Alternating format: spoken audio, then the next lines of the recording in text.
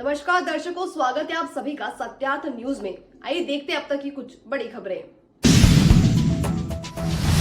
जोधपुर अखिल भारत हिंदू महासभा के राष्ट्रीय अध्यक्ष रविंद्र कुमार द्विवेदी की अध्यक्षता में श्री अग्रसेन संस्थान के सभागार में 2 दिवसीय बैठक के अंतिम दिन मुस्लिम पर्सनल लॉ बोर्ड और वक्फ बोर्ड भंग करने सहित अनेक राजनीतिक, सांस्कृतिक, धार्मिक और सामाजिक महत्व के प्रस्ताव पारित किए।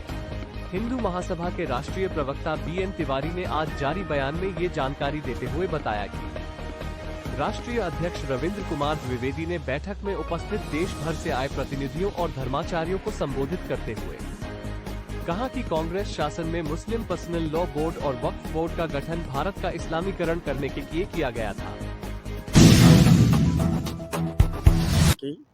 राष्ट्रीय कार्यकारिणी की 2 दिवसीय बैठक 17 और 18 मार्च को हुई।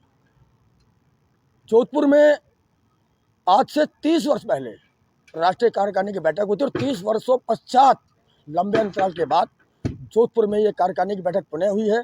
और इस कार्यकारिणी की बैठक में राजनीतिक, धार्मिक, साहित्यिक, सामाजिक, सांस्कृतिक महत्व के लगभग 1.5 दर्जन प्रस्ताव पारित किए गए, जिनमें सबसे पहला प्रस्ताव कि भारत सरकार भारत को हिंदू राष्ट्र घोषित करे। दूसरा प्रस्ताव कि इंडिया शब्द को संविधान से हटा करके उसको संवैधानिक शब्द घोषित करे और इंडिया के स्थान पर हर जगह भारतवर्ष का प्रयोग किया जाए।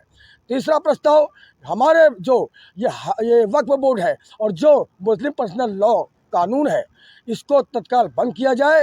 इनकी सारी चल अचल संपत्ति को भारत सरकार अपने अधीन करे और उस धन का उपयोग भारत को विश्व गुरु बनाने में करे। इसके अलावा एक अन्य हमारा सबसे बड़ा और महत्वपूर्ण जो राजनीतिक प्रस्ताव है, वो प्रस्ताव है कि भारतीय जनता पार्टी अखिल भारत हिंदू महासभा को लोकसभा चुनाव 2024 में 50 सीटें छोड़े और यदि भाजपा ऐसा नहीं करती है तो हिंदू महासभा पूरे देश में लगभग 100 से अधिक प्रत्याशी उतारेगी। और उस सिलसिले में हमारे पास केरल प्रदेश अध्यक्ष राजेश के माध्यम से 5 प्रत्याशियों की सूची आई है और कुछ अन्य प्रत्याशियों की सूची हमें शीघ्र भेज रहे हैं। राजस्थान के अंदर भी लगभग 15 लोकसभा सीटों में लड़ने का निर्णय लिया गया है। दिल्ली की भी 2 लोकसभा सीटों से प्रत्याशी घोषित किए जा चुके हैं। बिहार में लगभग 5 प्रत्याशी खड़े होने जा रहे हैं। तो कहने का मतलब है हम लगभग 100 सीटों पर चुनाव लड़ने जा रहे हैं।